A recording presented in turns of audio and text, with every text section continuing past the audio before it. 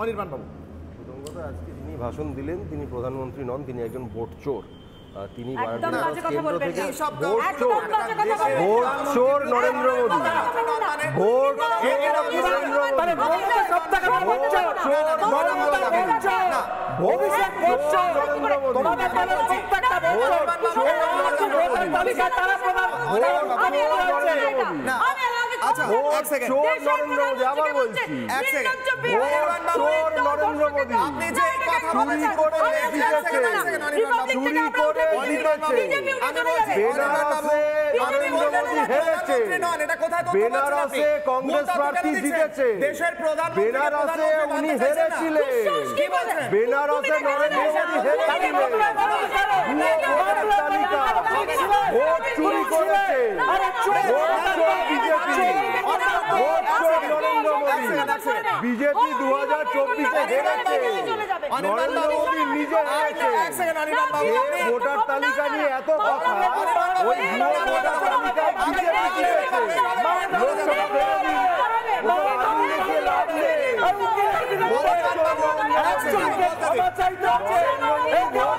নেই। আরে ক্ষমা বিজেপি চাইবে,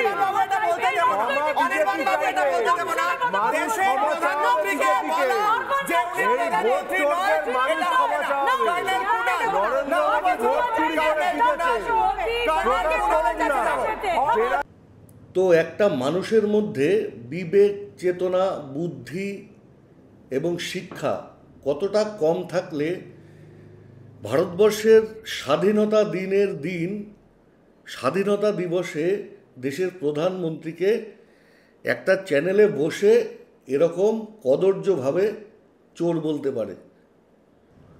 নমস্কার, আমি অনুপ, আর সোজা কথায় আপনাদেরকে আরও একবার স্বাগত।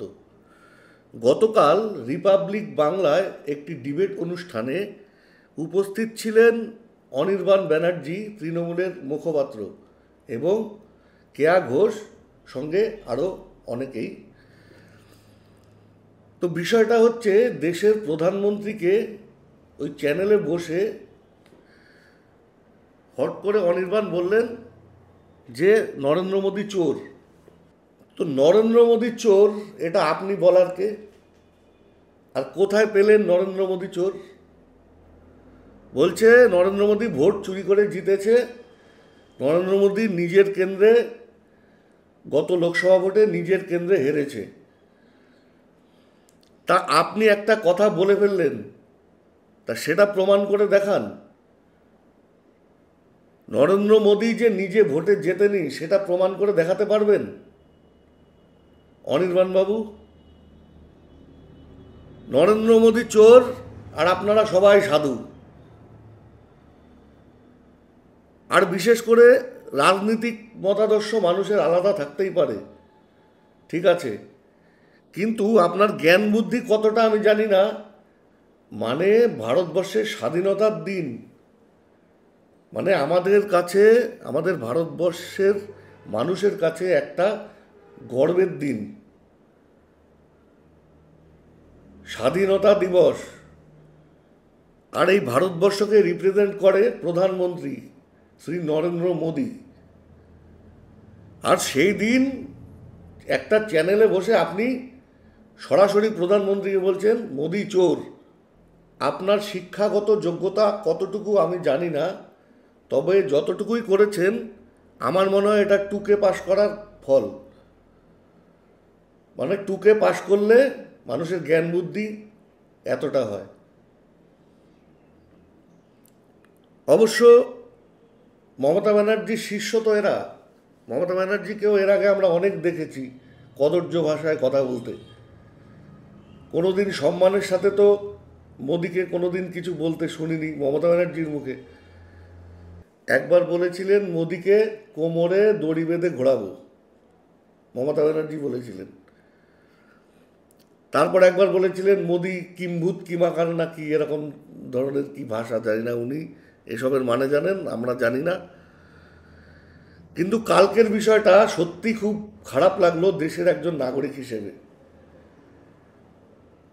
যে দেশকে যে রিপ্রেজেন্ট করে প্রধানমন্ত্রী, আর স্বাধীনতা দিবসের দিন তাকে এভাবে সরাসরি চোর বললেন এবং বললেন উনি নিজে হেরেছে ওনার কেন্দ্রে। তা উনি নিজে হেরেছে, আপনি ভাই কোথায় পেলেন?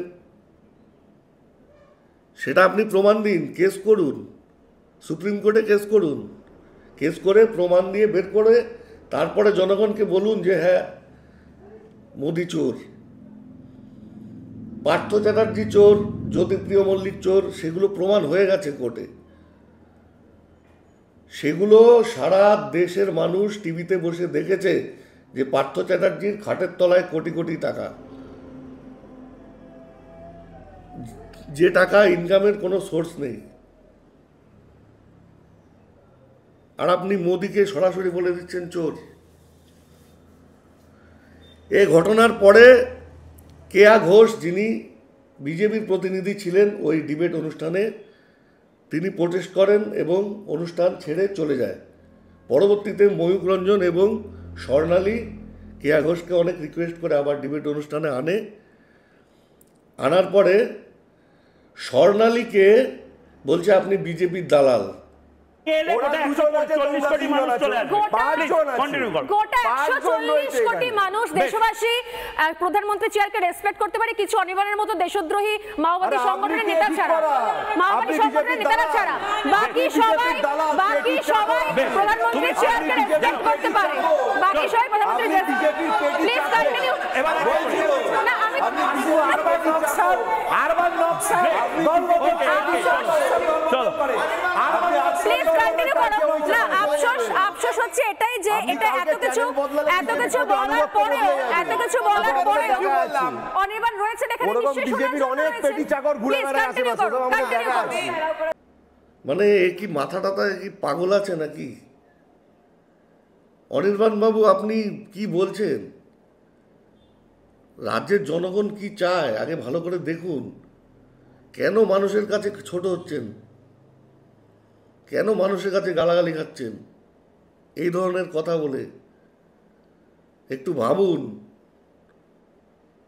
রাজ্যটাকে তো শেষ করেছেন। শিক্ষার যা অবস্থা, বেশি কিছুর কথা বললাম না, শিক্ষার যা অবস্থা সেটা নিয়ে বলুন টিভিতে যে হ্যাঁ শিক্ষার অবস্থা ভালো না, পশ্চিমবাংলা স্কুলগুলো বন্ধ হয়ে যাচ্ছে, সরকারি স্কুলগুলো শিক্ষক নেই। যাও শিক্ষক ছিল 26,000 কয়দিন আগে বাতিল হয়ে মানে স্কুলগুলোর প্রাণ যায়। 10 বছর এসএসসি নিয়োগ নেই। সেসব নিয়ে কোনোদিন তো বলছেন না, বলছেন মোদি চোর, বিজেপি চোর, মোদি নিজের ওয়ার্ডে হেরেছে, এই সমস্ত কথা। তা সেটা প্রমাণ দিন। প্রমাণ তো দিতে পারবেন না। আপনার দলের নেতা নেত্রীরা যেভাবে কয়দিন ধরে মুখ খারাপ করছে, খিস্তি মারছে, সেগুলো নিয়ে বলুন তো যে না আমার দলের এই লোকগুলো এসব ভালো করছে না। কোনোদিন নিজের দলের ভুলগুলো তো কোনোদিন টিভির সামনে এসে বলেননি।